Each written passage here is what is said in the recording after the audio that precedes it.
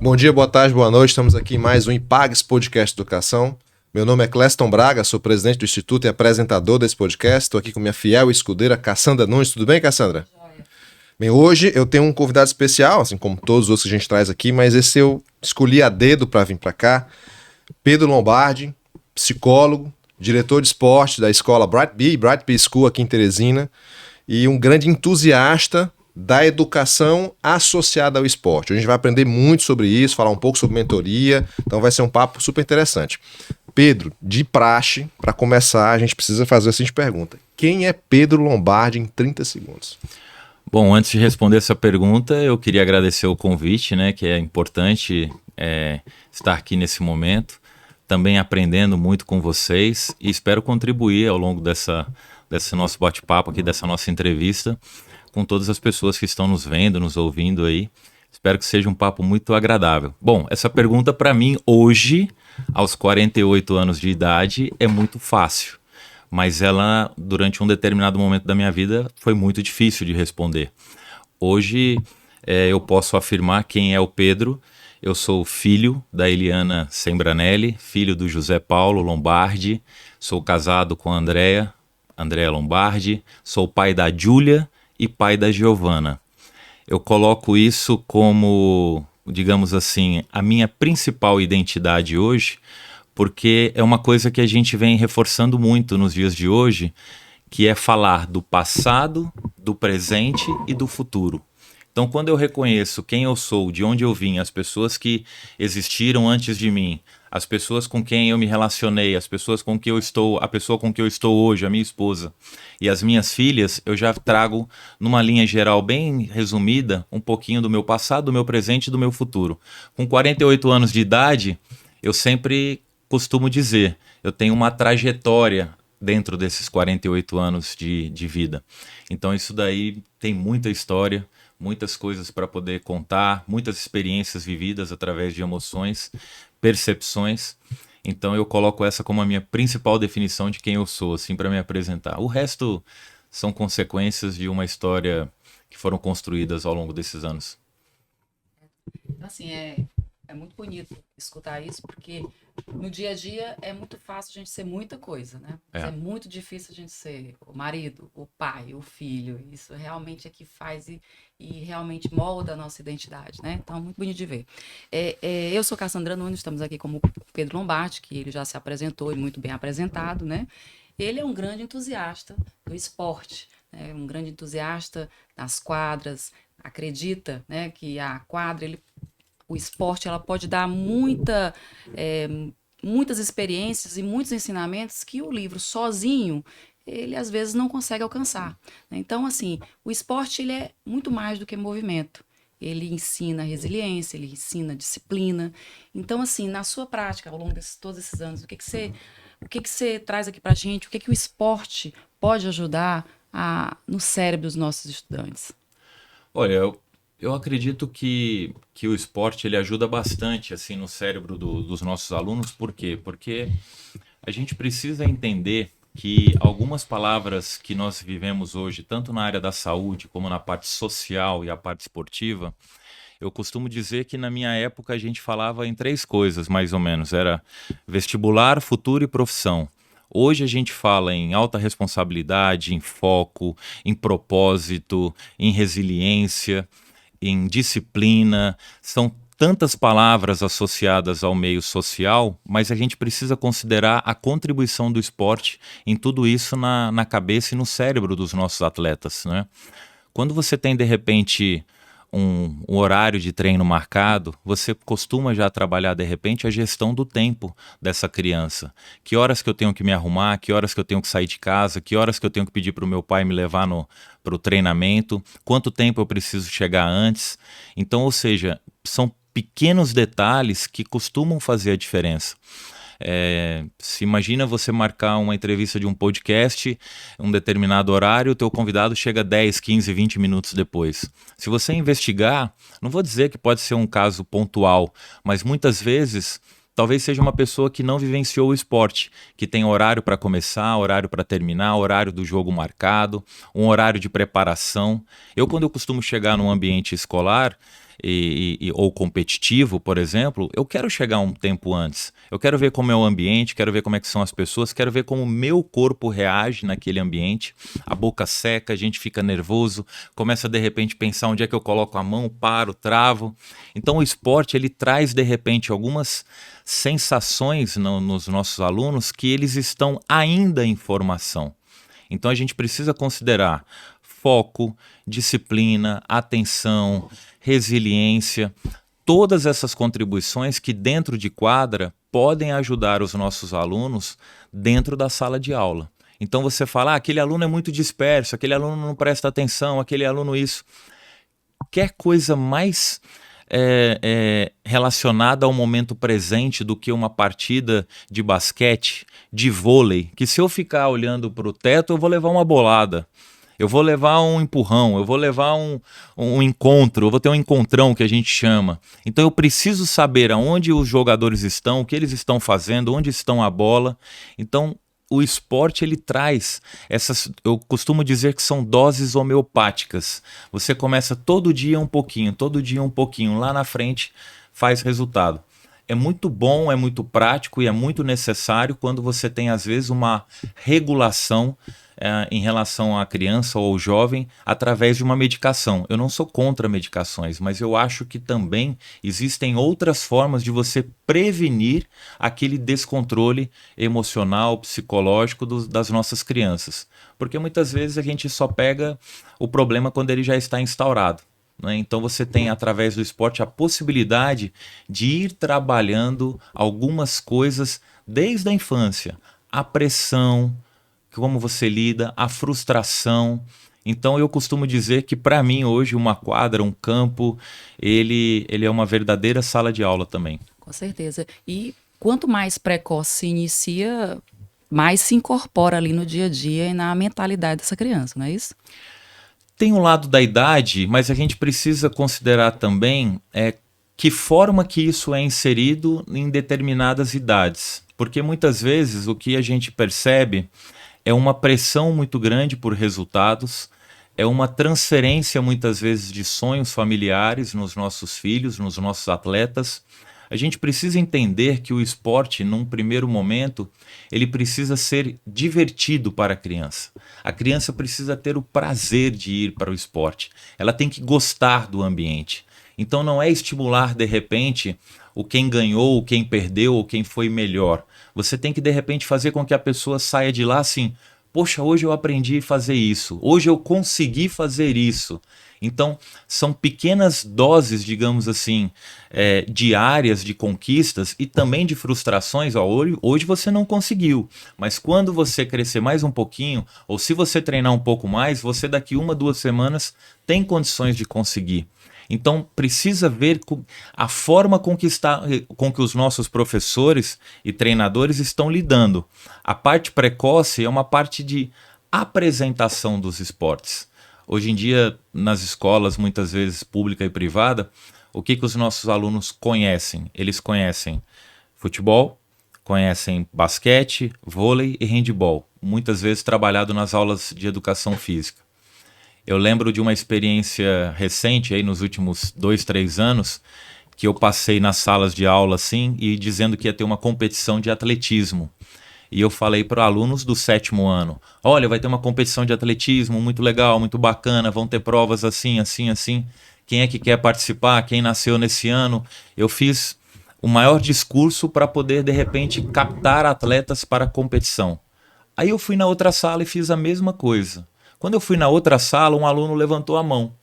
Aí ele disse assim, Mister é a forma com que a gente chama os nossos professores hoje na escola, né? Mister e Miss, depois eu posso explicar o porquê também. E ele falou assim, Mister, o que é atletismo? Aí eu falei, poxa, tem alguma coisa errada. Porque se ele não sabe o que é atletismo, talvez o que eu falei na sala anterior, eles também não sabem o que é o atletismo. Então eu tive que voltar, eu tive que falar, tive que apresentar, mostrar. E é um esporte que você trabalha o quê? Correr, pular e saltar, basicamente. Então são atividades possíveis, factíveis, realizáveis em qualquer ambiente, em qualquer condição, mas que muitas vezes desconhecida para muitos alunos. Então a gente poderia dizer o seguinte, que Talvez o que a gente tem que mudar de mentalidade não é só o foco em resultado, mas entender o todo, que aquilo ali, como o esporte, ele traz um aprendizado gigantesco em várias áreas, né?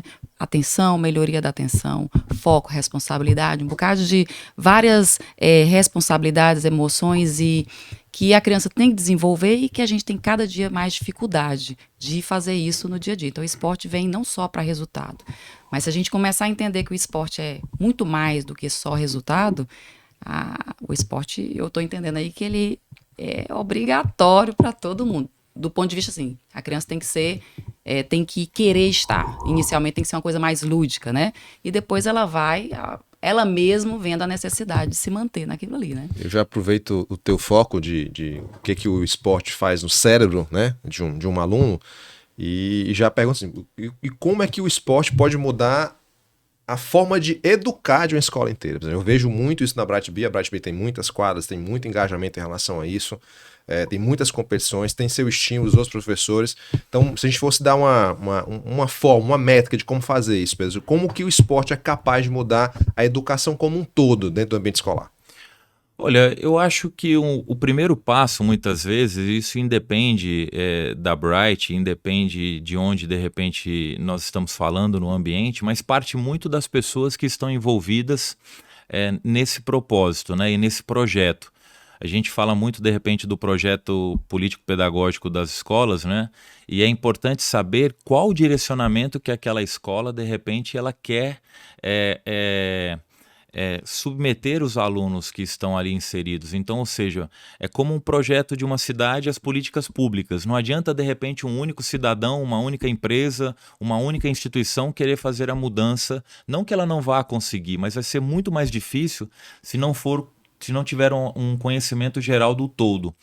Lá na escola, num primeiro momento, quando nós trouxemos a ideia de colocar esporte e educação lado a lado, em uma cidade como Teresina, que tem ótimos resultados, tanto na rede municipal, como de repente na rede privada, na rede estadual, vem evoluindo bastante ao longo dos anos. Ou seja, o Piauí hoje ele é um destaque quando a gente fala na parte pedagógica, na parte educacional. Então, como que a gente de repente quis colocar o esporte num nível equivalente a tudo isso? Quando nós trouxemos os benefícios que de repente poderia ainda mais potencializar os resultados dos nossos alunos. Agora, nós precisamos entender que nós não estamos apenas formando alunos para sentar nos bancos universitários, na parte cognitiva, na parte, digamos, acadêmica. Quando eles saírem de lá, eles serão cidadãos, eles serão pais de famílias, eles irão trabalhar em empresas e eles precisam ter outros valores e outras habilidades que o esporte, junto com as atividades em sala de aula, ele também proporciona aos nossos alunos.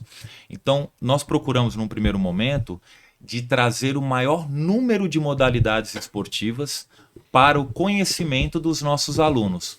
Não tem aquela coisa que a gente escuta muitas vezes em casa assim? O meu filho não gosta de ler. Aí eu pergunto para a mãe e para o pai, qual foi o último livro que a senhora leu? Aí a mãe fica um pouquinho em silêncio. Ela fala assim, meu filho não gosta de esportes. Aí eu pergunto, qual foi os esportes que a senhora praticou quando era criança?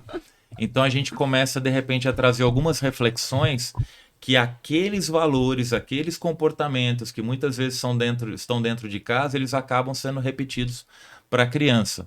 Imagina você chegar para uma criança que fala assim para a mãe, eu quero, compra um violino para mim? Para quê? Isso aí ninguém toca violino, isso aí não serve de nada.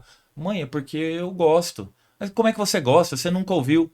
Então a gente precisa entender que cada cidadão, que cada indivíduo, ele é único. Então eles têm os seus sonhos, as suas vontades, mas pode ter certeza que se uma criança chega em casa dizendo para o pai e para uma mãe que quer comprar um violino, talvez no intervalo de uma aula, talvez de repente na saída do colégio, tinha uma pessoa tocando um instrumento, ou ele ouviu uma música, ou ele viu um vídeo, aquilo de repente despertou na criança a vontade de ser aquela pessoa, de repente fazer o que aquela pessoa está fazendo.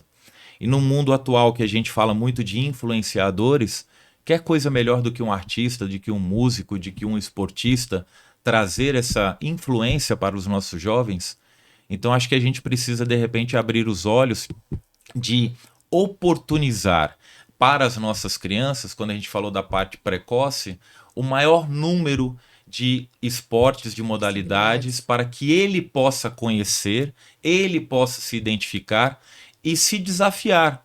Agora, como é que de repente eu vou querer que uma pessoa queira jogar basquete se eu coloco de repente a tabela a 3 metros de altura e uma criança de 6, 7, 8 anos não consegue fazer a bola chegar no cesto? Então eu precisaria ter uma tabela mais baixa, onde eu posso me adaptar, posso colocar um balde para que ele possa aos pouquinhos ir evoluindo, possa conquistar e tenha a satisfação de que ele está conseguindo. O processo esportivo ele é uma evolução. Então por isso que a gente não pode falar somente em resultados, a gente precisa progredir. Todo grande atleta, todo grande esportista que nós vemos hoje brilhar com medalhas de ouro, com conquistas mundiais, um dia eles começaram. E o que a gente vê na história, que quando eles contam as suas trajetórias, eles falam, eu não era o melhor atleta da academia de tênis, eu não era o melhor atleta do basquete, eu não era o melhor jogador do meu time, mas eu fui aquela pessoa que fui mais constante, fui mais disciplinado, fui mais dedicado, me esforcei mais, eu busquei. Então aquela pessoa é como na parte acadêmica e pedagógica.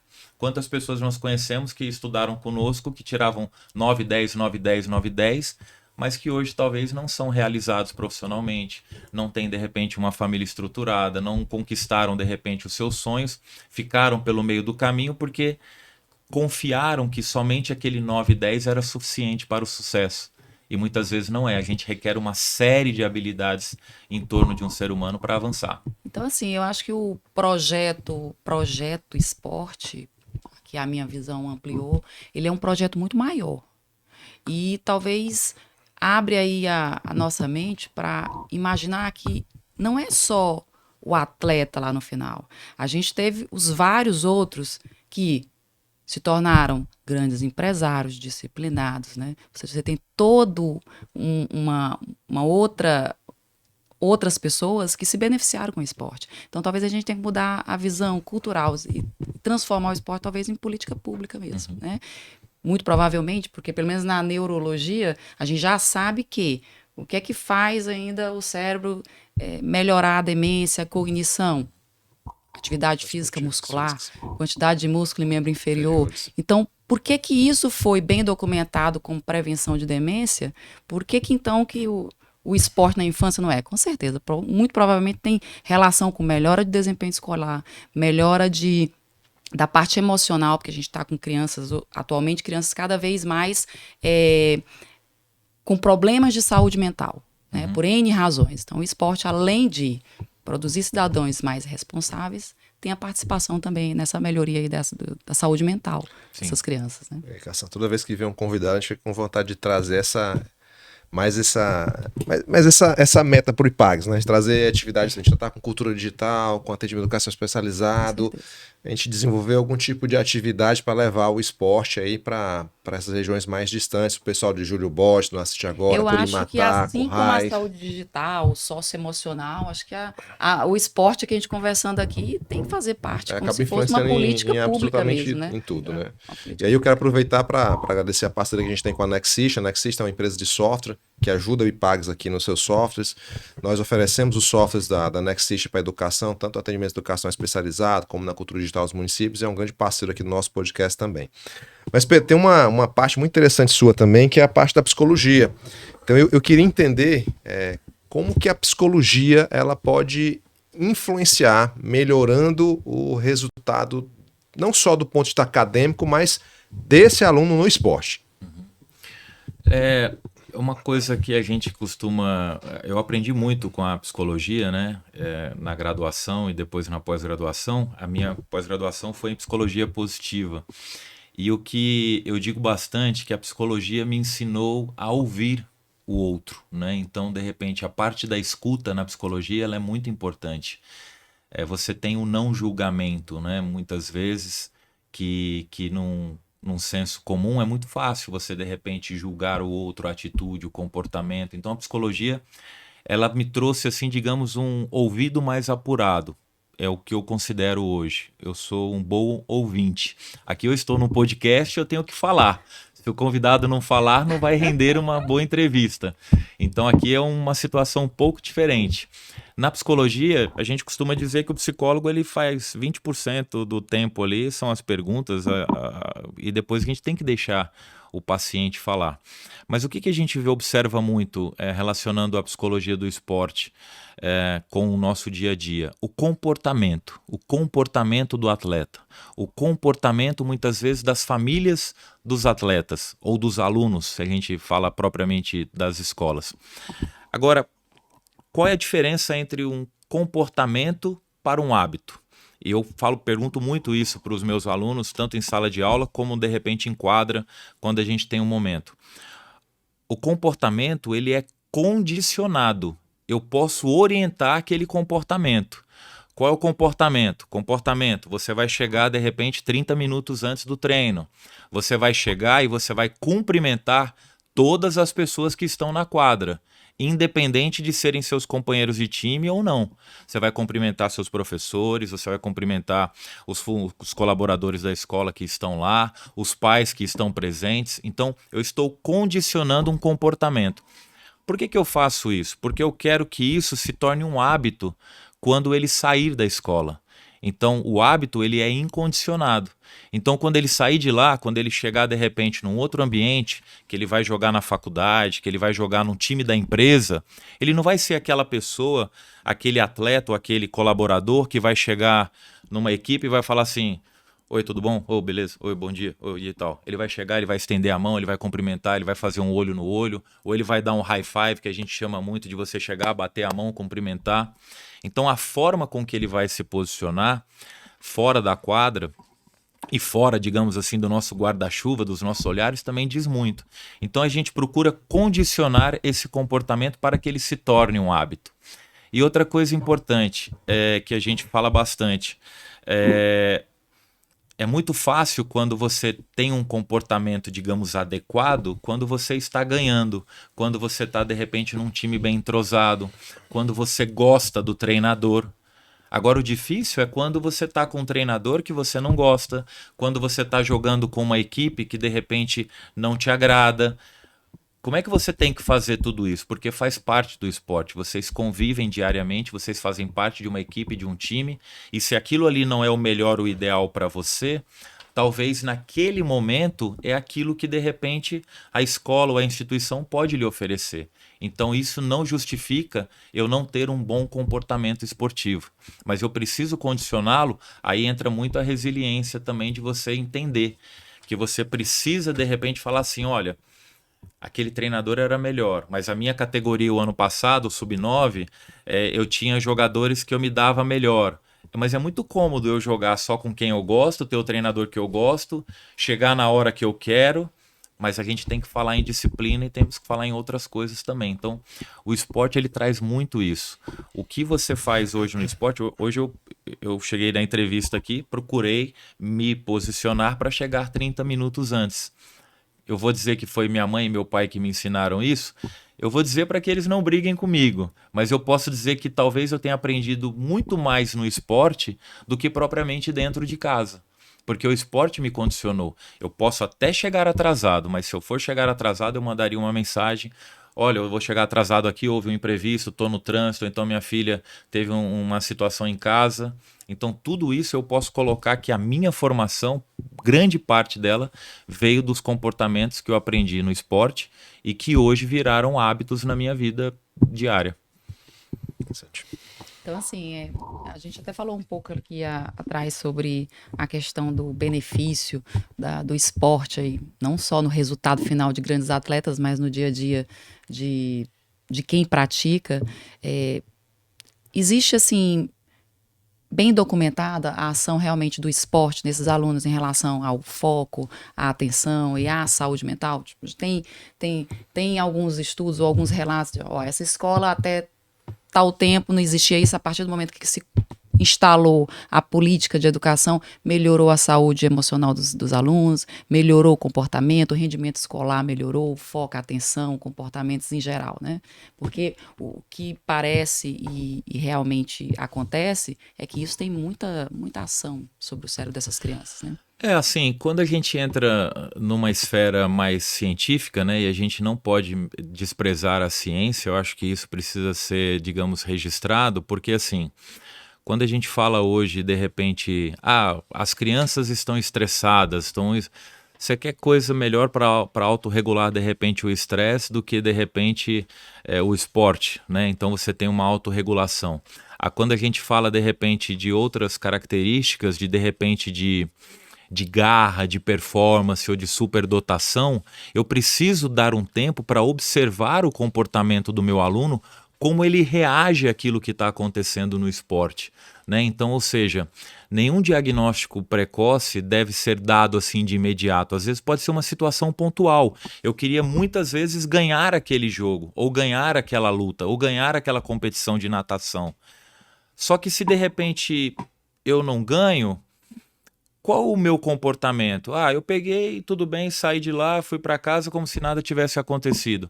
Ou será que eu chorei? Será que de repente eu fiquei irritado? Será que de repente eu joguei a toalha no chão?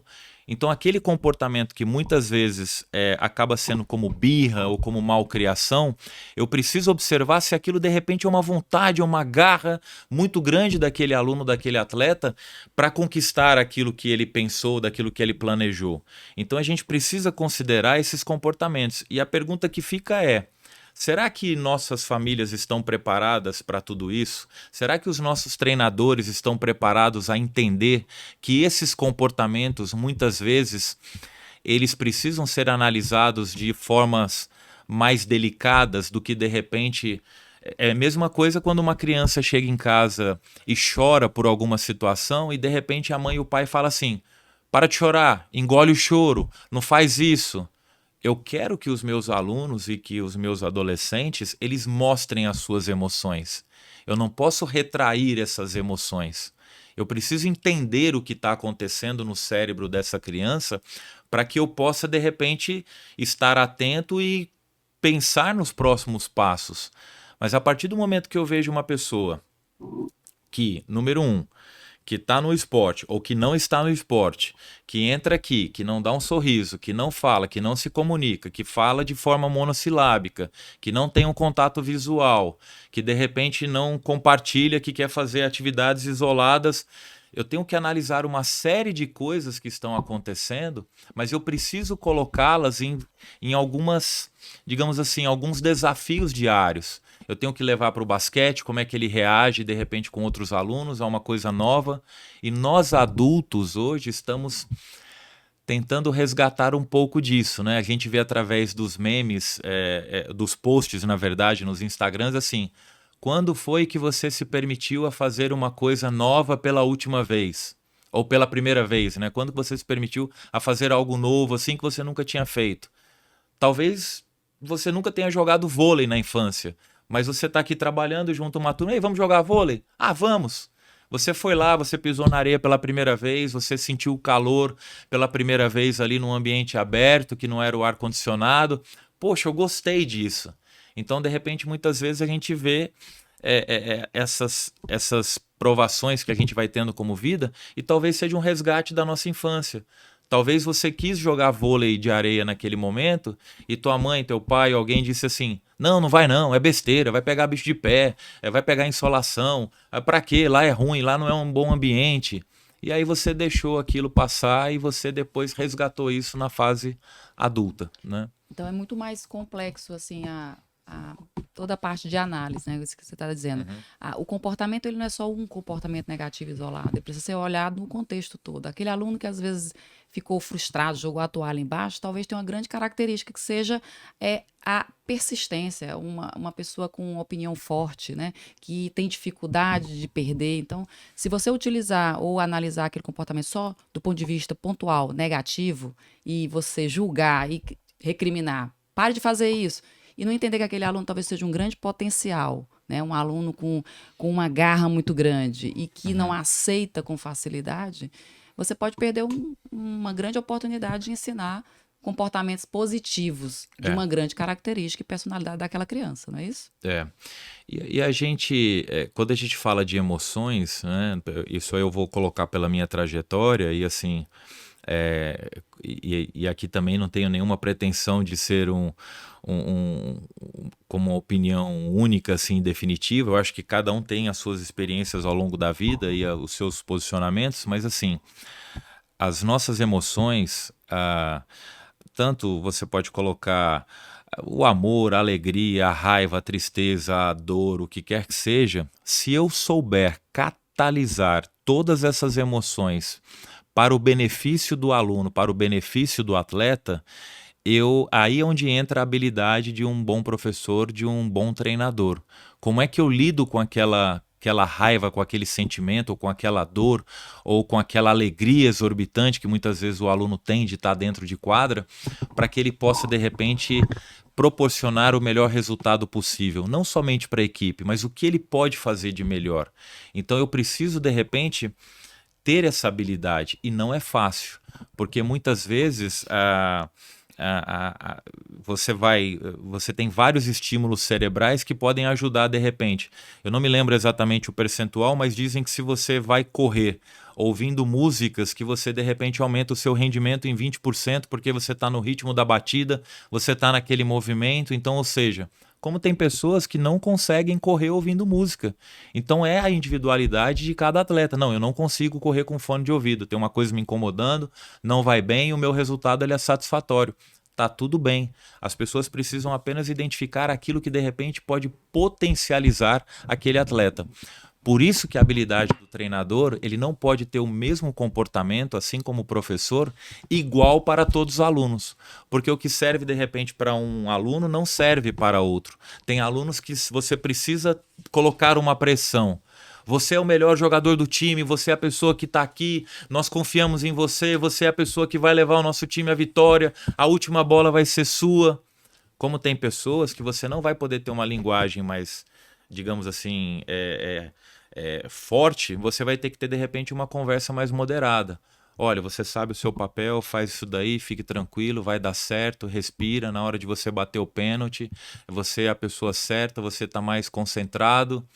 Então, ou seja, eu não posso usar a mesma comunicação para, de repente, todos os atletas de uma equipe ou para todos os alunos, por exemplo, em sala de aula.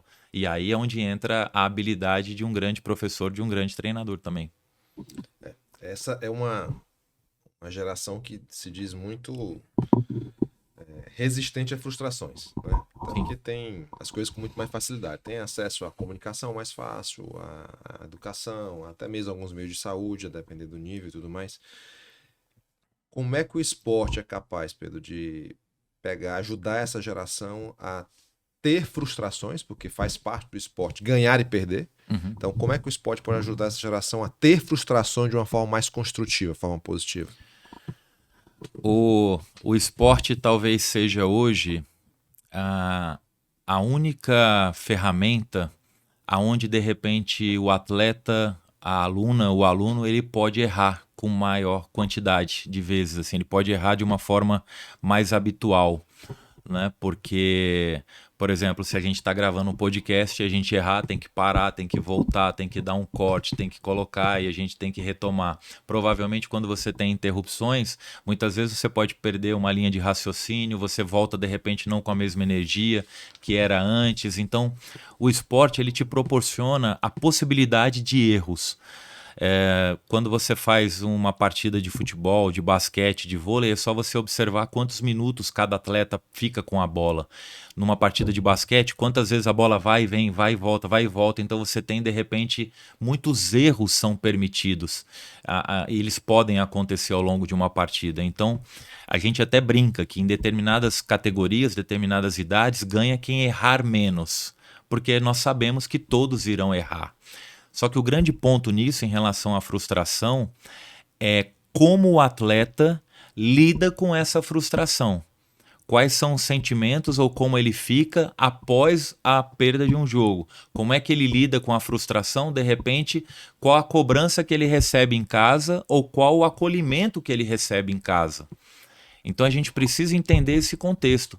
Frustrar faz parte do esporte, mas a gente precisa entender que não é um resultado imediato.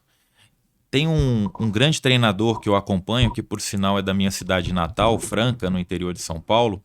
Eu tive a sorte de nascer na capital do basquete, né, e na terra do calçado, que é Franca. Apesar de não ter uma estatura muito alta, o meu sonho era jogar na NBA. Mas eu não cheguei a jogar na NBA, mas quando morei em Ribeirão Preto, voltei a jogar em Franca, né? Então foi uma grande realização para mim. E o Elinho, que é treinador do SESI Franca, filho do grande Hélio Rubens, tetracampeão brasileiro com o SESI Franca, então, ou seja, é um vencedor. Ele disse que no esporte e no basquete, principalmente, os conceitos são os mesmos. A bandeja, a defesa, a marcação, o jogo, ele é o mesmo. O que é que mudou ao longo desses anos todos no esporte? A velocidade da partida, a velocidade do jogo. E aí eu trago para a sua pergunta a velocidade pelos resultados, a velocidade pelas conquistas, a velocidade com que de repente a gente assiste vídeos ou acelera conversas em WhatsApp porque nós queremos tudo o mais rápido possível. E a gente precisa entender que para você progredir, para você poder ter um solo firme, forte, você precisa caminhar, você precisa ir avançando e avançando com solidez, com força e não com velocidade. Aí a gente volta para a rede social hoje em dia. O pessoal fala, você é contra a rede social? Não, eu sou a favor, desde que você saiba, tenha como você utiliza, o tempo que você usa, como você faz ou o que você está deixando de fazer para usar uma rede social. Mas aí trazendo uma imagem de um Instagram que muita gente já deve ter visto, que é um provérbio chinês, que diz assim, se você quer caminhar uma milha, você precisa dar o primeiro passo e depois você tem que dar o segundo, dar o terceiro, dar o quarto. Não adianta eu sair correndo. O maior erro numa maratona qual é? Você disparar em velocidade. Você precisa entender que aquilo são 42 quilômetros para serem percorridos. Não adianta você correr, não é uma corrida de 100 metros. Então eu preciso entender aonde nós estamos, onde nós podemos chegar e qual a estratégia que nós vamos fazer para poder chegarmos nesse resultado.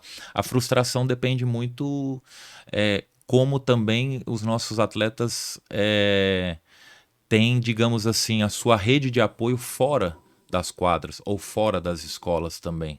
E muitas vezes isso daí acaba sendo talvez algo muito mais doentio do que propriamente um comportamento de uma criança, de um adolescente. Então, todos temos que aprender, né? Pais, professores, né? Treinadores, né? Para que a gente tenha o melhor resultado para esse aluno. Né? E eu acho que, assim, de uma forma bem simples, Cassandra, nós precisamos ter a consciência da identificação dos papéis. Treinador é treinador, pai é pai, mãe é mãe, criança é criança, adolescente é adolescente. Então, ou seja, uma pessoa que treinou, que se preparou, que se formou para ter habilidade, para ensinar técnicas às crianças, para a metodologia, elas precisam, digamos assim, ter o seu devido valor reconhecido. Mas o pai, ele não é treinador. O pai, ele pode até ter sido um ex-atleta, mas naquele momento, a identificação desse papel é que ele seja pai, é que ele incentive o filho, que ele prestigie, que ele esteja lá presente para acolher na hora de um choro. E muitas vezes a gente vê papéis sendo invertidos. Quando tem um intervalo de um jogo, para onde muitas vezes a criança corre? Para a arquibancada para ouvir o pai. Você faz parte de um time, de uma equipe. Aquilo não é o time, a equipe do seu pai.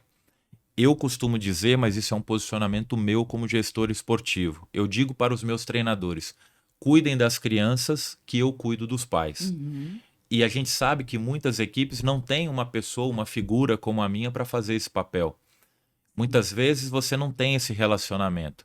Mas muitas vezes eu não posso deixar que um comportamento de um pai, de uma mãe numa arquibancada acabe prejudicando o desempenho de um filho.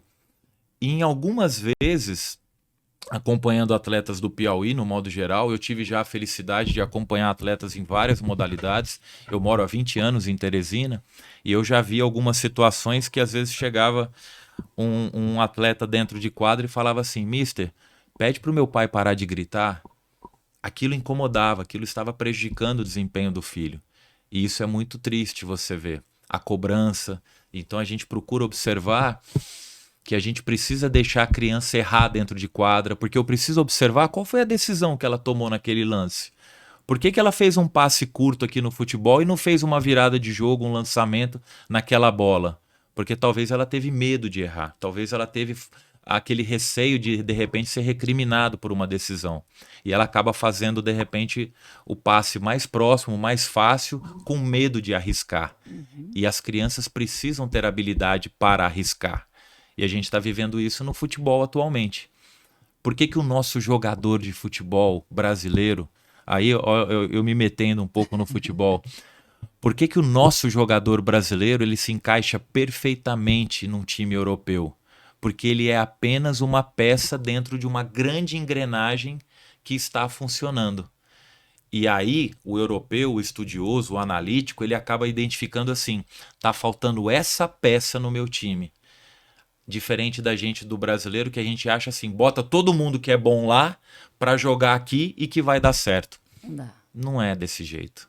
Não é pegando os melhores que de repente nós vamos ter as melhores soluções.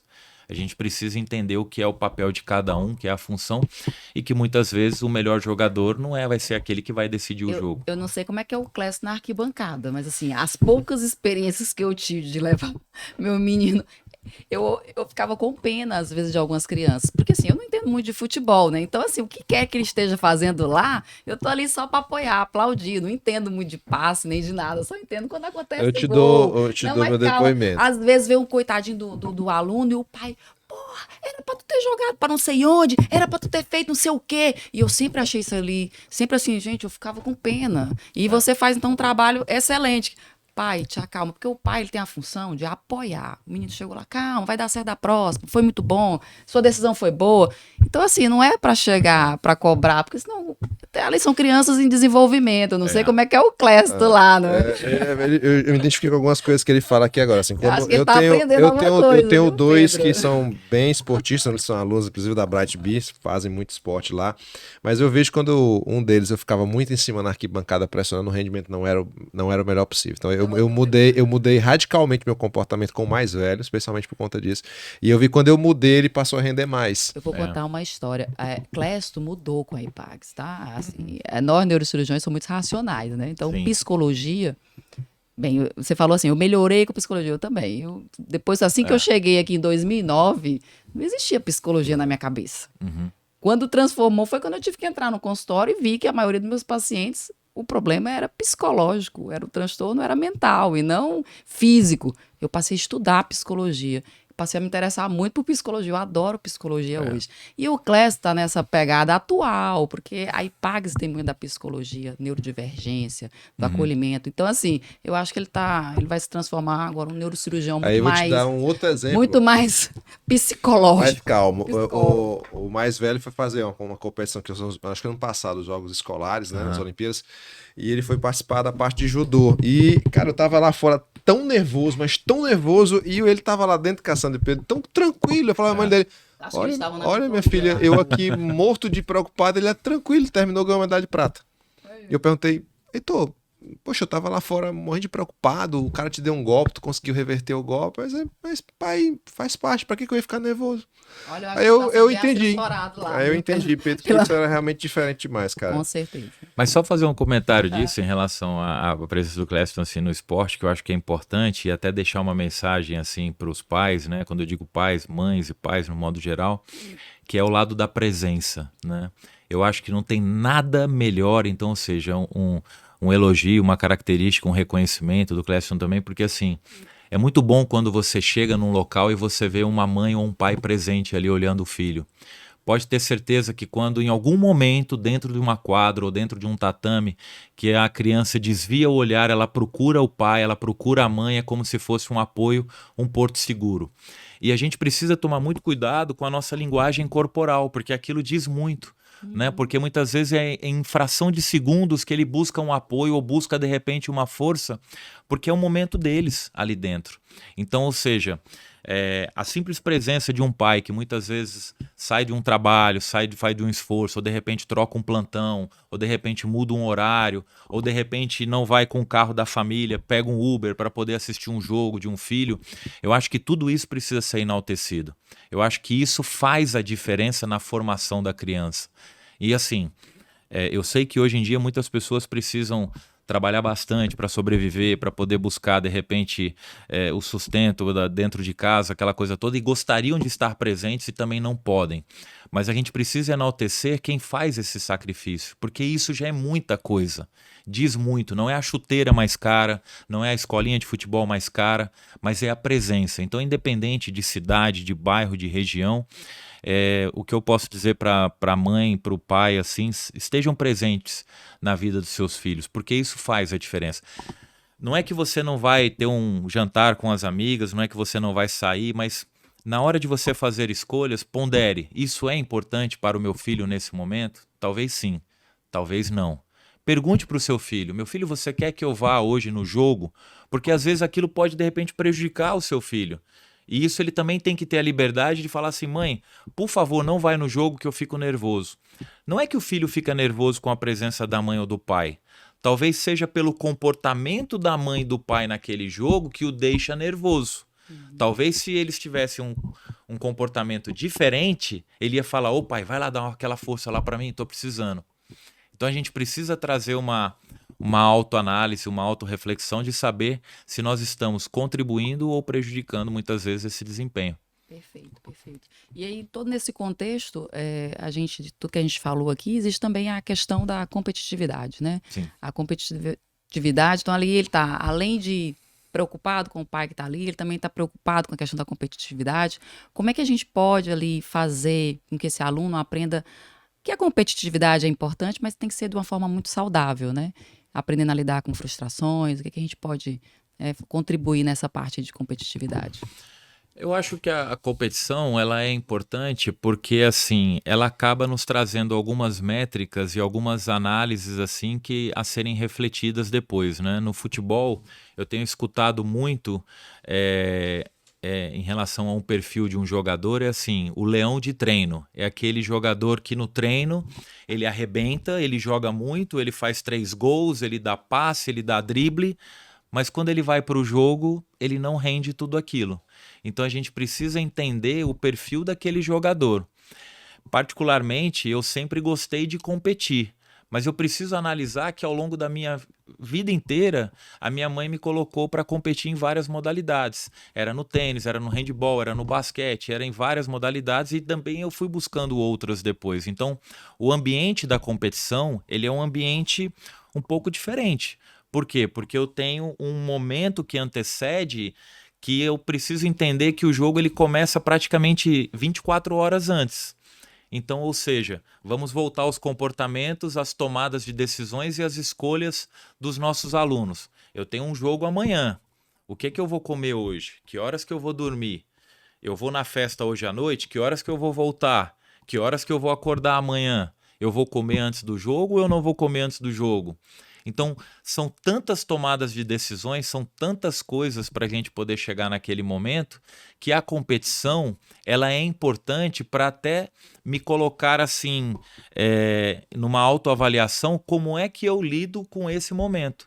Porque a vida inteira nós seremos submetidos a avaliações. Nós teremos avaliação do vestibular, teremos avaliação numa entrevista de emprego. Eu posso ter um perfil maravilhoso, eu posso ter um currículo magnífico, mas se na hora de uma entrevista de emprego eu não souber explanar tudo isso, eu não souber como responder as perguntas, eu não de repente saber o que eu posso dizer, como é que eu vou contribuir com aquela empresa, às vezes eu tenho de repente somente uma grande teoria, uma grande formação, mas eu não tenho de repente uma prática ou uma realização a ser mostrada. Então a competição ela é importante. Agora o que eu preciso entender dentro da competição, o que acontece após a competição. Após a competição ela é importante. E aí entra o papel da família. Meu filho chegou em casa e não quis comer. Meu filho chegou em casa e não quis tomar banho. Meu filho chegou em casa e ele pegou a bola e quis continuar treinando. Opa, peraí. Ele que pegou a bola e quis treinar, ou seja, ele sabia que ele podia ter feito mais, não quis. Deixa ele treinar um pouco, deixa ele descarregar aquela adrenalina, aquele estresse, aquele nervosismo dele, aquela raiva em um treino, deixa ele cansar o corpo. Eu acho que isso é importante. Então, eu preciso observar. Eu não posso inibir esse comportamento. Não é que ele vai chegar em casa, ele quebrou tudo, não. Peraí, não estamos dizendo nesse nível. Aí você tem que observar e tem que fazer a intervenção de um pai e de uma mãe. Mas eu preciso entender o que acontece. Entre um jogo e outro, muitas vezes você tem poucos dias, poucos momentos. Vão começar agora as competições escolares. Nosso time hoje vai estrear no futsal. Mas talvez amanhã ou segunda-feira tenha o segundo jogo. Se eles ganharem ou perderem hoje, a preocupação minha não é com o resultado. Como é que vai estar a cabeça deles, a mentalidade para o jogo seguinte? E olha a diferença. Perdi. Poxa vida, a gente não ganha. Poxa vida, a gente nunca vai conseguir. Poxa vida, o nosso time não é bom. Aí você perde um jogo. Poxa vida, perdemos só de um gol. Poxa, se eu me esforçar um pouco mais, a gente tem condição de ir melhor. Poxa vida, o próximo jogo eu tenho certeza que eu não vou errar novamente. Eu sei que eu posso fazer algo mais. Então são posturas de mentalidade que eu preciso encarar e dizer, pessoal, a gente perdeu por um detalhe, nosso time não é desse jeito, a gente pode evoluir. Então eu preciso entender como é que eu lido com essa competição. E nada melhor do que o esporte, porque eles vão ter várias oportunidades de vivenciar tudo isso. E isso faz parte. Aí entra numa frase importante que eu digo sempre, né, na escola, e que muitos pais brigam comigo, mas a gente tenta defender quando a gente coloca esporte e educação lado a lado. Se você tem um jogo e você tem uma prova, verdade, você vai faltar na prova e você vai pro jogo. Eu te defendi ontem, não foi? No carro? Eu te defendi ontem no carro. Está certo ele, certíssimo. Prova, sabe? Depois você marca a prova de novo. Eu acho que depois vão pegar a gente. Acho que se pegarem esse corte, vai dar um ótimo corte, né? Olha, eu acho corretíssimo. Porque, gente, é muito difícil trabalhar essa parte emocional, pós-competição. O Mr. Pedro disse que eu posso faltar a prova, porque tem atividade física nesse dia que esse, e pode remarcar para a data. Mas eu preciso fazer uma defesa, importante. Eu preciso fazer uma defesa. O que eu costumo dizer para os meus alunos, né? O que eu costumo dizer para os meus alunos em relação a isso, né? Por que eu vou faltar a uma prova para poder ir no jogo? Eu preciso fazer uma defesa. Eu não fui buscar nenhum aluno em casa, nenhum atleta em casa, para obrigá-lo a praticar esporte. Aquilo foi uma decisão do aluno. Aquilo foi uma decisão dele. Ele chegou em casa e falou, pai, mãe, eu quero nadar, eu quero fazer judô, eu quero jogar futebol, eu quero jogar basquete. Então essa foi uma decisão do aluno, do menino ou da menina. Então eu já digo logo, se você decidiu caminhar lado a lado, estudo e educação, você precisa entender que em algum determinado momento alguns vão pagar alguns preços.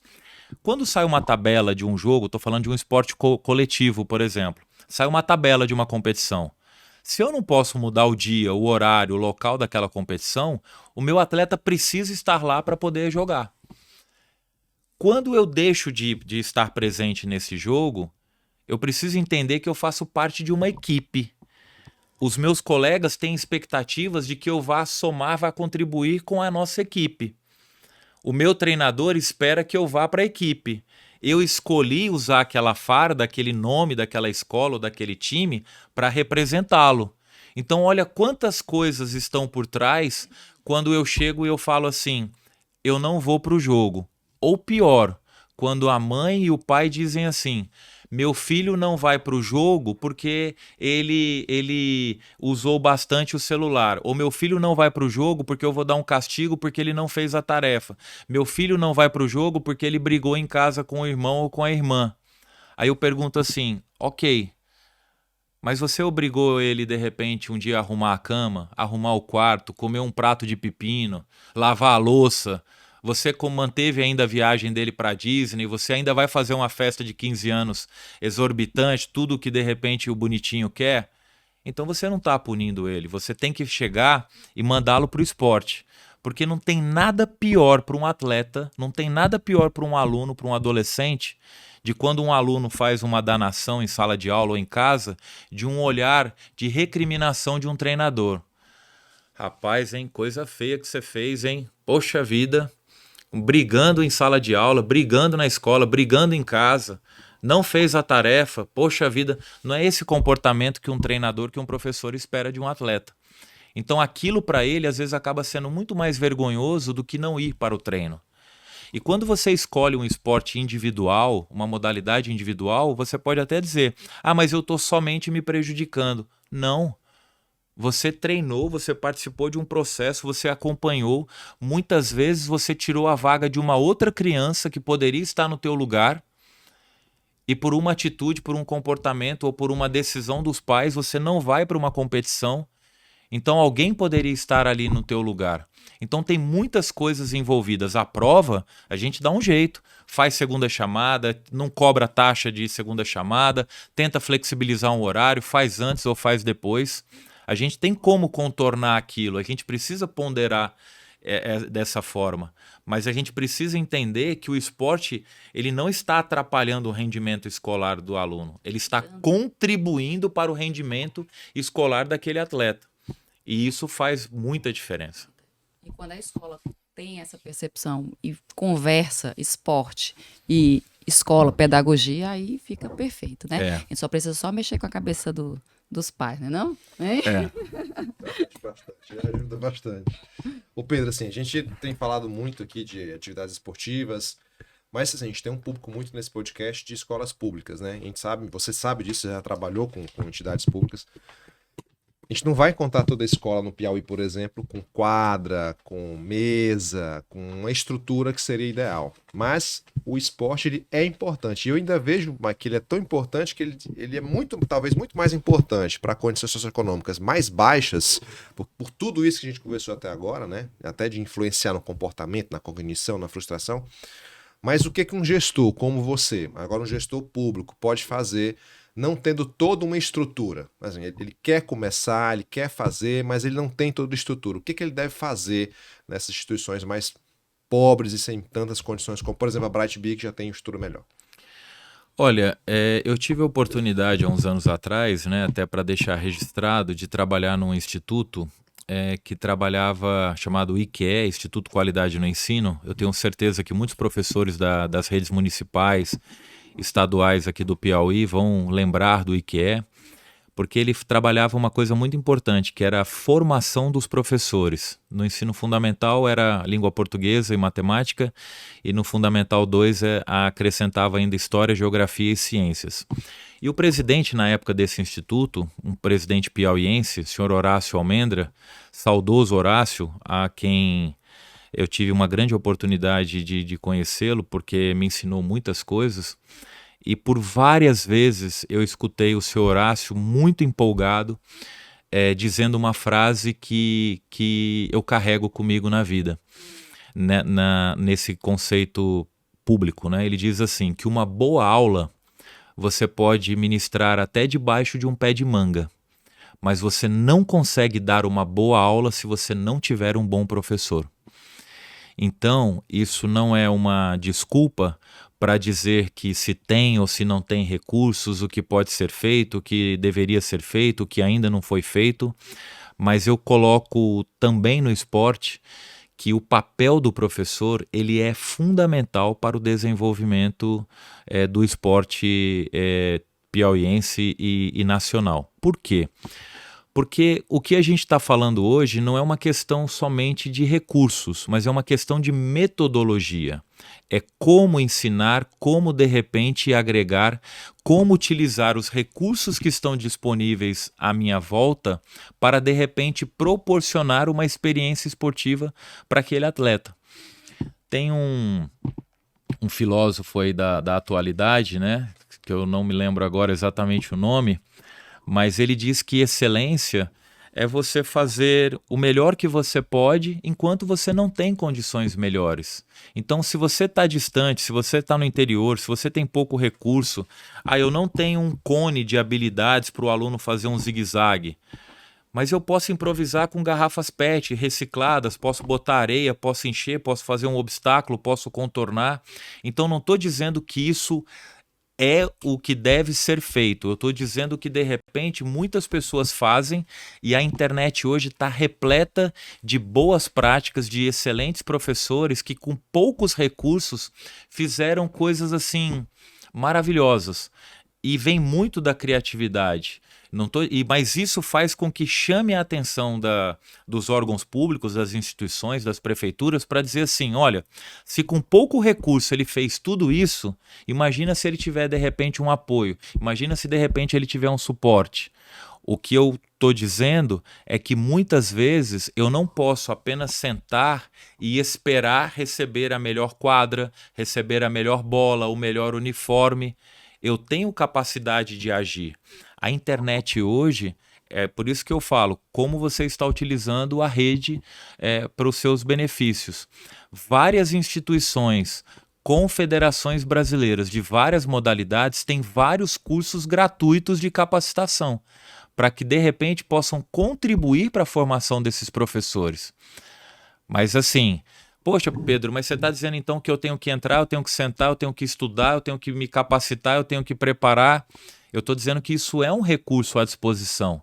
Não preciso pagar um melhor curso mais caro, mas a rede hoje está à disposição. Eu dou aula de um idioma que é o italiano. Eu dou aula de italiano. E eu pergunto muito para os meus alunos quando me procuram e falam assim, por que você quer ter aula de italiano comigo?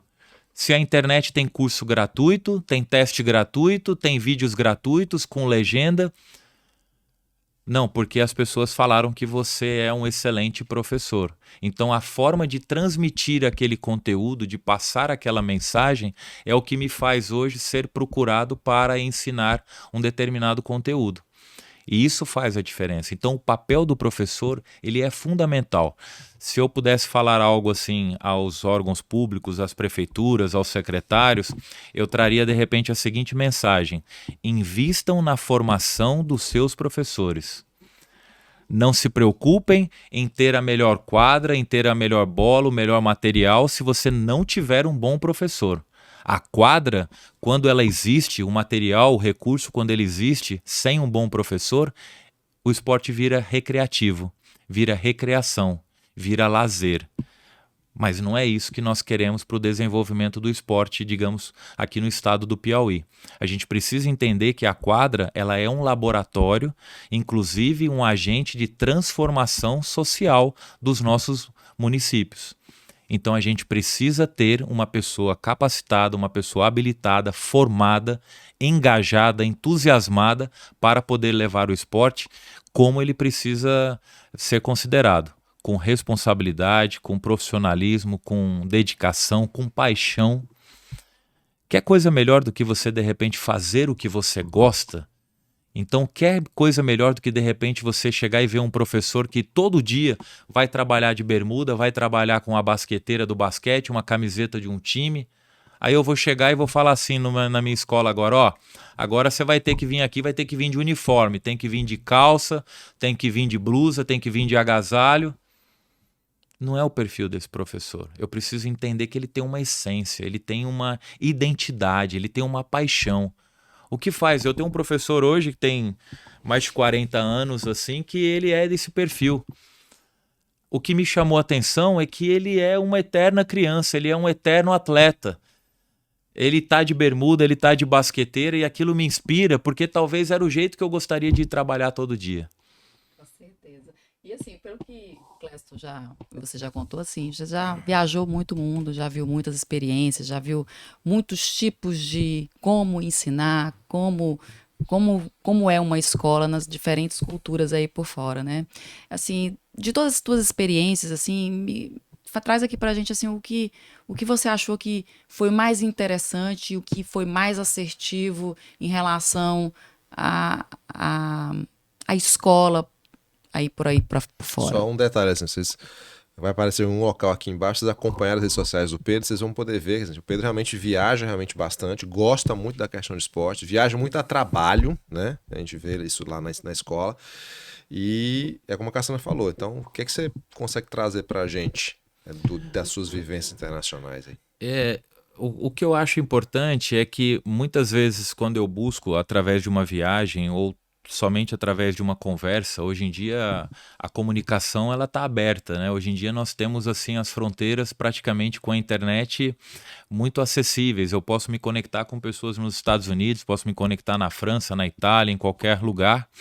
E isso facilita bastante o conhecimento. E aí voltam as habilidades que nós falamos em relação à comunicação, a parte da habilidade, a parte da escuta. Eu não posso somente falar aquilo que eu quero, eu tenho que ter a capacidade de observar, de analisar, de ouvir, de aprender aquilo para tentar trazer aquilo que lá fora tem de melhor. O que a gente vê bastante hoje é uma questão de metodologia. O esporte ele é o mesmo, a área de jogo é a mesma, a área de luta é a mesma, os recursos, os cones, as bolas são as mesmas. O que é que difere? A condução de tudo isso é que faz a diferença.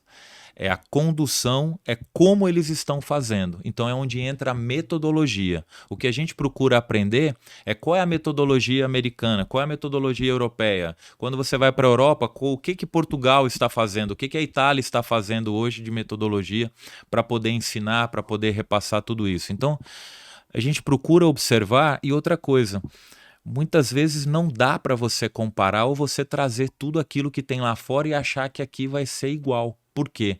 Porque nós temos um aspecto cultural diferente. A cultura é diferente. A minha primeira graduação foi em Direito.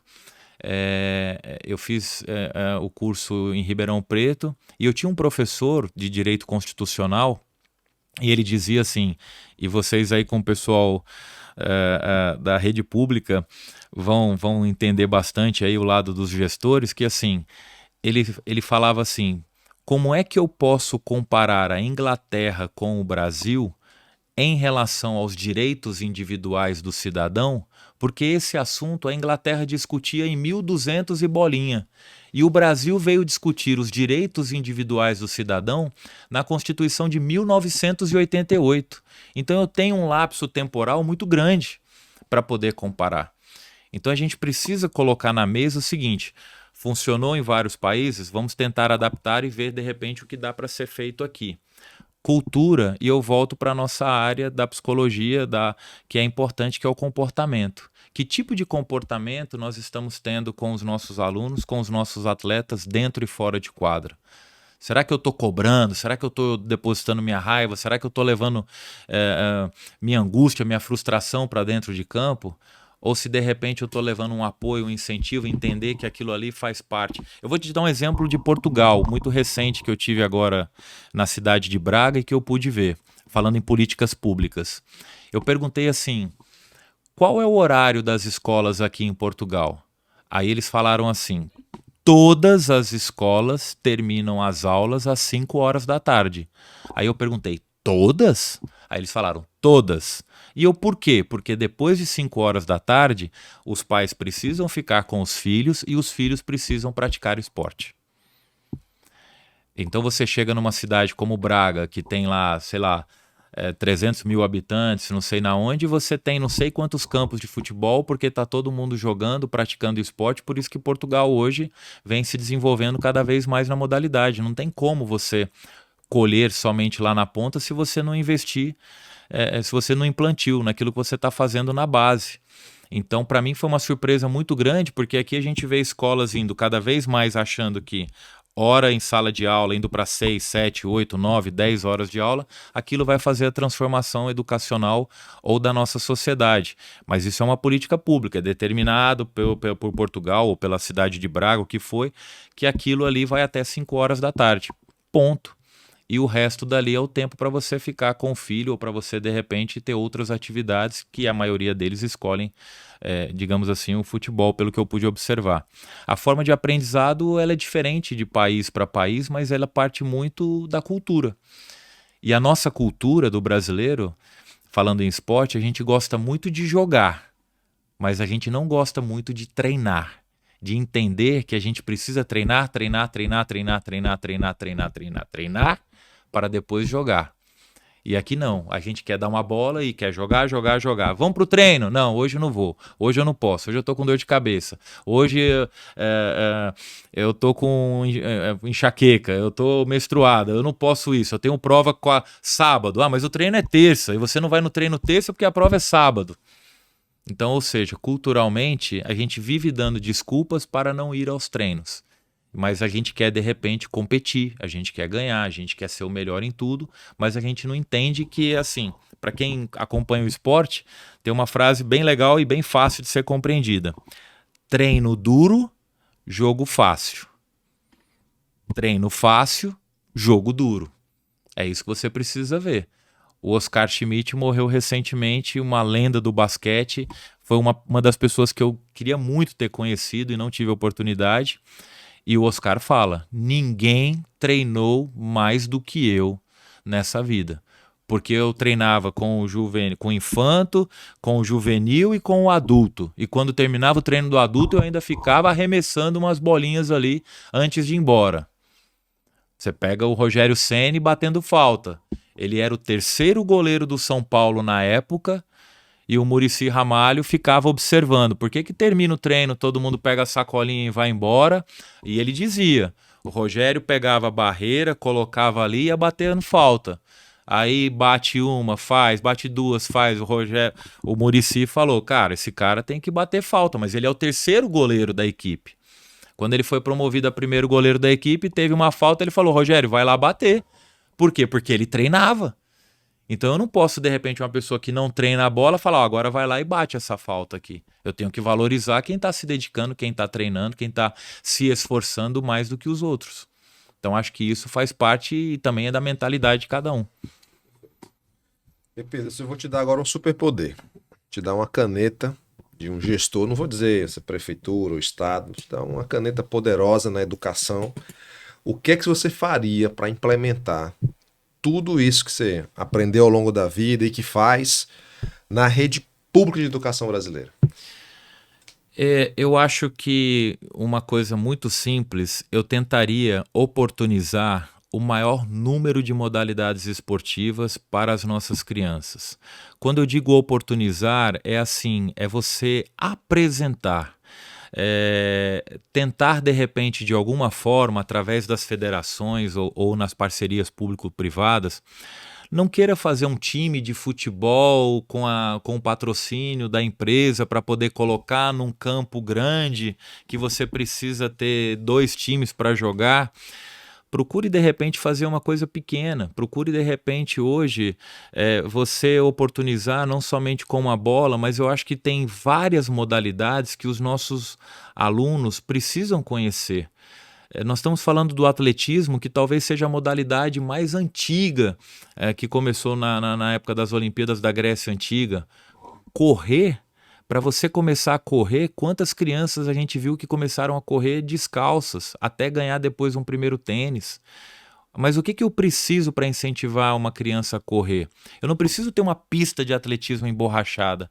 Eu posso ter uma área pequena, uma área limitada. Eu posso ensinar pequenos exercícios de alongamento, de deslocamento, de skips, baixo, altos, de você fazer um polichinelo. A gente percebeu depois da pandemia a dificuldade das nossas crianças, e quando eu digo não só das nossas crianças da nossa escola, mas a gente conversa com outros gestores, com outros professores de esportes. As nossas crianças não sabem fazer um polichinelo hoje.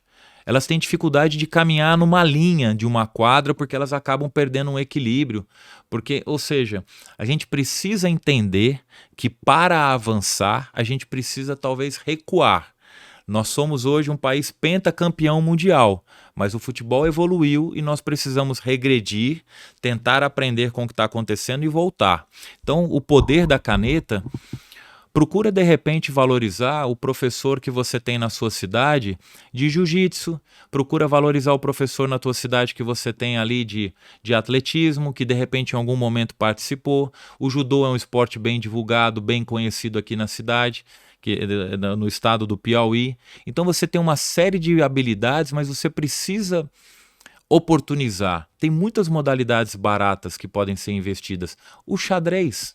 Você fazer um tabuleiro de xadrez numa praça pública, você comprar umas peças, você colocar.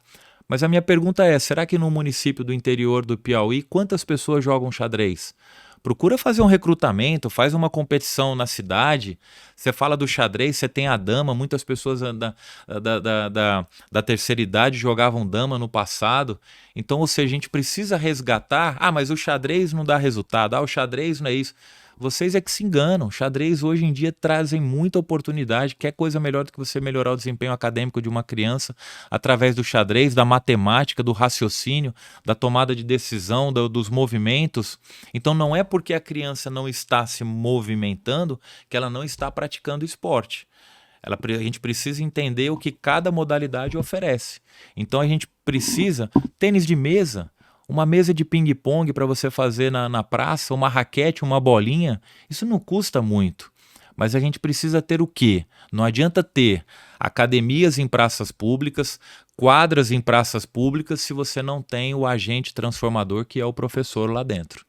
Isso é fundamental. Como é que eu vou ter o professor? Eu tenho que capacitar, eu tenho que de repente ouvir, saber o que de repente tenho na minha cidade. É um diagnóstico.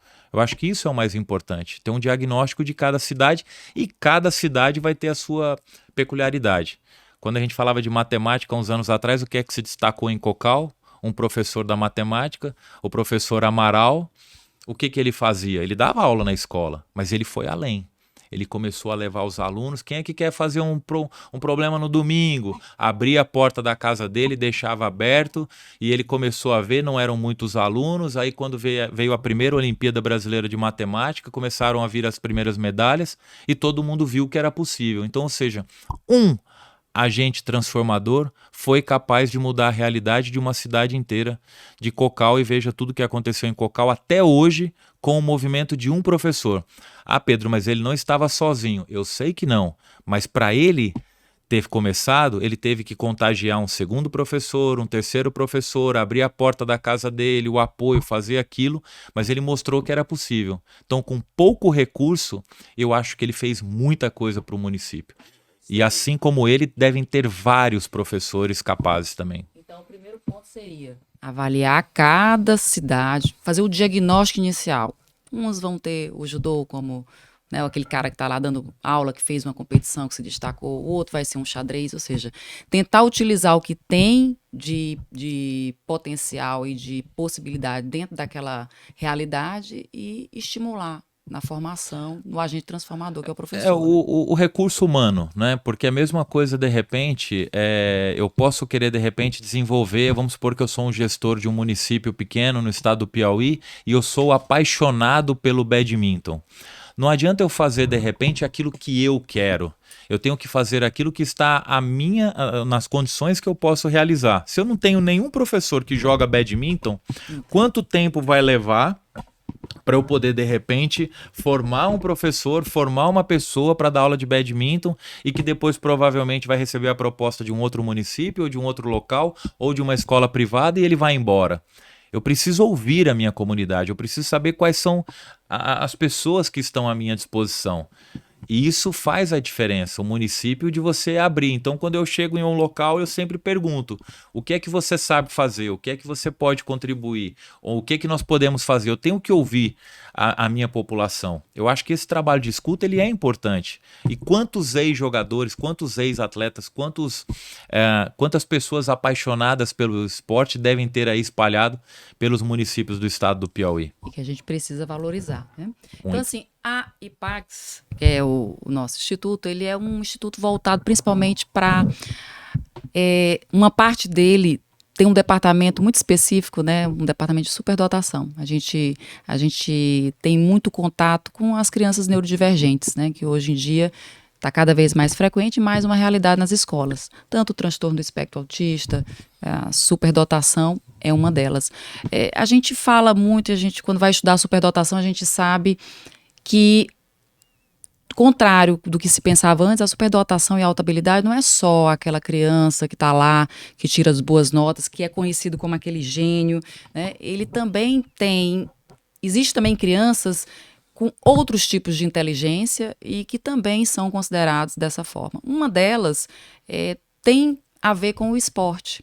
Apesar de não ser uma coisa tão frequente, mas ela existe. Eu queria te perguntar o seguinte: altas habilidades, superdotação, né, na parte de motricidade, de esporte, é uma realidade. Mas a gente também tem uma outra parte que é a questão da vontade dos pais de querer que aquela criança ali seja realmente uma alta habilidade e a gente vê muito isso, né? A ansiedade dos pais com a realidade da criança, né? Então, o que eu queria te perguntar? Eu queria te perguntar o seguinte: você tem a vivência assim de perceber as crianças que realmente, como você já falou, o resultado não é o importante, mas você às vezes nota que uma criança ou outra é uma criança que tem uma habilidade maior de tomar uma decisão, ela tem uma rapidez ali de tomar uma decisão ali de repente, ela tem uma motricidade um pouco melhor, um equilíbrio um pouco melhor. Eu sei que a gente quer o resultado, mas existe, de você perceber que existe hoje em dia essa identificação desse tipo de criança, como é que, se a gente identifica, como que a gente pode transformar essa em criança para melhorar o potencial dela, por exemplo, né? Quando a gente fala do esporte propriamente dito, a gente, falando no nível competitivo, a gente avalia muito a performance, né? A performance, muitas vezes, ela não está relacionado ao resultado final da partida ou o resultado final da competição. Eu posso muitas vezes alcançar um resultado muito satisfatório, campeão, vice-campeão de alguma coisa, mas ter tido um péssimo desempenho, uma péssima performance, porque talvez o nível competitivo estava muito baixo. Então esse resultado, muitas vezes, ele está mascarando que não está tendo uma evolução nisso tudo. Por outro lado, eu posso participar de uma competição, de um jogo, onde o meu resultado ele não foi assim tão importante ou tão relevante para a parte midiática. Fiquei em 4º lugar, em 5º lugar, mas a minha performance foi excelente. Eu bati o meu recorde pessoal, eu fiz de repente mais gols nessa competição do que na competição anterior, então eu preciso observar a evolução desse aluno. Por que é importante contextualizar tudo isso? Porque quando a gente fala de superdotação ou de repente de uma revelação de um talento propriamente dito, a gente precisa considerar não somente o resultado, a gente precisa considerar algumas coisas importantes que estão dentro do processo dessa criança de evolução e não o resultado propriamente dito. O que é o processo de evolução? Durante os treinamentos, durante a minha vivência com aquele atleta, aí falando a minha no sentido do treinador, né, para poder acompanhar. Qual é a capacidade que esse aluno tem de aprendizado em relação aos demais atletas? Por que de repente alguns atletas precisam fazer aquele movimento repetidamente várias vezes e aquele aluno em poucos movimentos ele já aprendeu? Eu posso observar, ele tem uma facilidade motor, ele tem uma agilidade melhor, ele teve uma facilidade para aprender essa habilidade. Ok. Mas aí eu ensino outra coisa para ele, ele também tem uma habilidade, uma capacidade rápida do aprendizado. Aí eu vejo, mas essa pessoa nunca teve o contato com uma bola de basquete e ele já está fazendo esses movimentos aqui, aquilo começa a acender uma luzinha. Eu ainda não posso falar em superdotação, em nada, aquilo pode ser somente uma facilidade em relação a isso. Mas o que eu preciso observar como um dos fatores é a capacidade de aprendizado que o meu atleta tem, número 1. Outra coisa que eu posso observar ao longo desse processo evolutivo do atleta. Qual é a tomada de decisão que ele tem em determinadas situações? Por que ele fez esse movimento e não fez esse? Por que de repente ele fez isso e não fez aquilo? Como é que ele fez aquilo que eu nunca imaginei que era possível? Então eu preciso observar também essas tomadas de decisões e é por isso que quando a gente está falando dessa superdotação, eu estou imaginando crianças precoces numa faixa etária inferior, não estou falando de jovens, adolescentes. Eu estou analisando a criança, a infância. Poxa, ele tomou uma decisão que eu jamais imaginei que ele fosse arriscar fazer um passe mais longo. Eu jamais imaginei que ele fosse tentar esse chute. Então, eu começo a observar essa tomada de decisão. Outra coisa importante que me leva a acender a luzinha para poder ter uma atenção para aquele atleta, outra habilidade importante, a capacidade de liderança. Qual o perfil daquele atleta em relação aos demais? É aquele aluno que mesmo sem eu pedir muitas vezes, ele chega e ele fala assim, vem aqui todo mundo comigo, quero falar com vocês, vem aqui. Você fala, poxa, mas o menino ele é o mais novo do time e ele está tendo essa postura de repente puxar uma liderança para ele. Vem cá, quem aqui acha que a gente vai perder, levanta a mão. Eu acho que a gente vai ganhar, vamos ganhar. Olha, eu confio em você. Então muita coisa a gente precisa analisar para que a gente não tenha de repente um diagnóstico precoce, para que a gente não tenha de repente uma expectativa muito grande que de repente a gente possa se frustrar.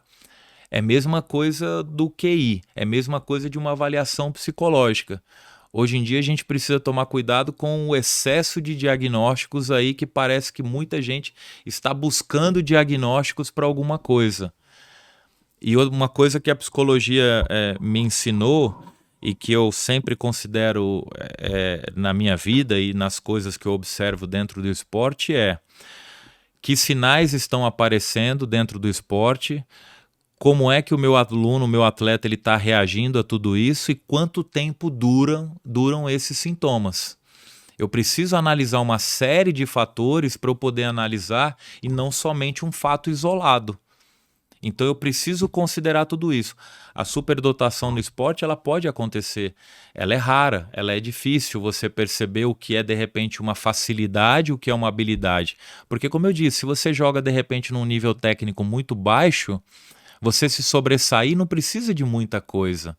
Eu não posso falar em genialidade, em de repente uma alta performance. Às vezes eu tirando aquele atleta, aquela criança dali, colocando num outro local um pouquinho num nível mais alto, aí eu já falo, vixe, ali é igual a todo mundo. Ali não teve nada demais, não se sobressaiu. Mas pode acontecer. Como é que eu posso fazer tudo isso? Volto mais uma vez. Sem a capacidade, sem a formação, sem a possibilidade de uma identificação do treinador, do professor que está ali no dia a dia, do professor da educação física, fica difícil de repente a gente olhar um jogo que ele foi muito bem e de repente olhar um jogo que um jogador muito bom não teve um bom desempenho e falar, isso aqui não vai virar nada, não vai dar certo no esporte. Eu tenho que tomar muito cuidado com esses diagnósticos precoces. É possível? É. É raro de acontecer? É. E por outro lado, a gente precisa considerar altas habilidades, superdotação também é uma coisa muito importante para nós que vivemos em sociedade. Como é que esse aluno ele se porta dentro do contexto que ele está inserido, no meio que ele está inserido, né? Então, ou seja, é muito comum você ter alunos com altas habilidades, mas às vezes com uma dificuldade de socialização muito grande. Então a gente precisa ponderar tudo isso. Eu preciso ter um alinhamento com as famílias para dizer, olha, teu filho ele é brilhante, ele é isso, é isso, é isso, é isso. Ele vai seguir no judô, ou ele vai seguir na natação. Mas coloque ele também no esporte coletivo. Não, mas no esporte coletivo ele não tem destaque. Tudo bem, mas eu quero trabalhar a socialização desse aluno que possivelmente tem uma alta habilidade em uma determinada atividade.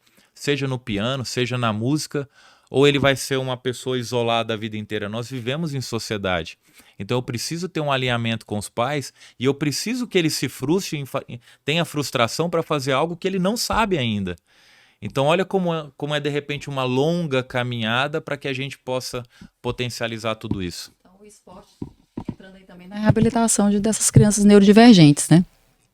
Ajuda. Estamos com quase 2 horas aí de podcast. Nós cobrimos praticamente tudo. Estou realmente bem satisfeito, Pedro, com o que a gente viu aqui. Vamos para a parte final, então, assim, dá uma mensagem para a gente aí, para aquele professor ou para aquele gestor que acha que o tempo de quadra é tempo perdido em estudo. Eu acho que resume sua frase, resume muito do que meu filho traz para mim. Olha, é isso que o Mr. Pedro diz na escola. Então, deixa uma mensagem final para a gente usando esse mote, por favor. Antes da frase, assim, ou de repente do pensamento, da ideia, eu acho que vale a pena considerar assim, alguns pontos importantes, né? Assim, ao longo da minha vida, eu tive a oportunidade de estudar no colégio marista, que sempre me oportunizou vários esportes, né?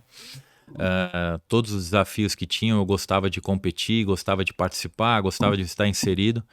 Uma vez minha filha me perguntou, pai, por que você joga todos os esportes? E eu falei, porque a mamãe, a vovó, né, a tua avó me proporcionou a estudar numa escola que me ofertasse todas as modalidades esportivas, isso fez a diferença. Então hoje eu sou convidado para jogar squash, badminton, sou convidado para jogar tênis, sou convidado para equipe de basquete, xadrez, tudo isso, e me divirto bastante com tudo isso. E sempre que eu mostro alguma foto, alguma coisa para as minhas filhas, eu falo assim, o que é que tem em comum em todas essas fotos? Ela fala assim, pai, em todas as fotos você está sorrindo. E eu digo assim, é porque o papai sempre se diverte naquilo que ele está fazendo. Eu acho que isso é muito importante, né? O que eu posso dizer em relação para quem considera tempo de quadra é um tempo perdido, é para dizer assim que não existe sala de aula melhor do que o esporte para potencializar o tempo que o teu filho estará estudando dentro da sala de aula. Eu acho que isso, se você busca naquelas horas de estudos do seu filho, foco, atenção, resiliência, fortalecimento mental, controle emocional, tudo isso dentro da sala de aula, você precisa entender que o esporte ele vai, na verdade, vai contribuir para o aprendizado do seu filho. A gente fala da oxigenação do cérebro, de atividades, autorregulação dos hormônios, você tem liberação de dopamina, serotonina, então, ou seja, tantos benefícios científicos que eu não preciso dizer para as pessoas que são entendidas de tudo isso, mas o que eu posso dizer é que o esporte, na verdade, ele vai contribuir para o rendimento acadêmico do seu filho.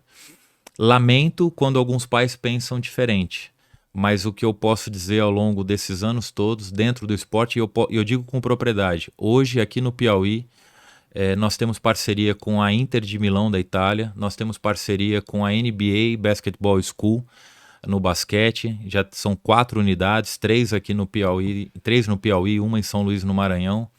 Acabei de voltar de Portugal, do Braga, recebi um convite do Braga de Portugal para conhecer todas as modalidades esportivas do clube. E também a parte acadêmica de formação, eles têm cursos de liderança, de marketing e comunicação. Então eu vejo assim, o que leva de repente uma pessoa do outro lado do Atlântico identificar que alguém aqui no Piauí está fazendo a diferença no esporte, está fazendo a diferença na transformação dos nossos jovens. E eu busco esses relacionamentos com confederações brasileiras, tive agora na Confederação Brasileira de Vôlei, tive o ano passado na Confederação Brasileira de Basquete. O que eu busco não é nada para cunho pessoal, eu busco para oportunizar algumas experiências para os nossos atletas. E esse ano nós fizemos projeto esportivo com o Grupo Progresso, temos o time Progresso, vamos investir em 10 modalidades esportivas gratuitamente para alunos e atletas de 11 a 14 anos, de 11 a 15 anos aqui no estado do Piauí, no intuito de contribuir. Então eu vejo que nós podemos ir muito além da sala de aula se nós queremos ter cidadãos e crianças mais felizes aqui e realizadas no nosso estado. Então, excelente, Cassandra, está entregue. Né? Pedro, muito obrigada assim, por tanto aprendizado, porque aqui eu aprendi muito, muito mesmo, abriu a mente, e por ser esse agente transformador, realmente um agente transformador, porque o esporte é um agente transformador, e que pega todas as partes, social, emocional. Então ele realmente faz com que o indivíduo se transforme em um cidadão bem melhor. Muito obrigada por todo o conhecimento. Viu? Então, o pessoal que nos assiste, aproveitando aí, compartilha, comenta, divulga, faz o podcast ser mais seguido, se você gostou desse conteúdo, até porque o algoritmo nos favoreça. Vamos continuar aqui trazendo mais convidados nesse sentido. Agradecer mais uma vez, Pedro. Vou colocar aqui embaixo o Instagram do Pedro, vale a pena você seguir, tem muita coisa legal, muito insights bacanas. Siga aqui o IPAGS nas nossas redes sociais, Instagram, YouTube, Facebook, Spotify. Um abraço e até mais.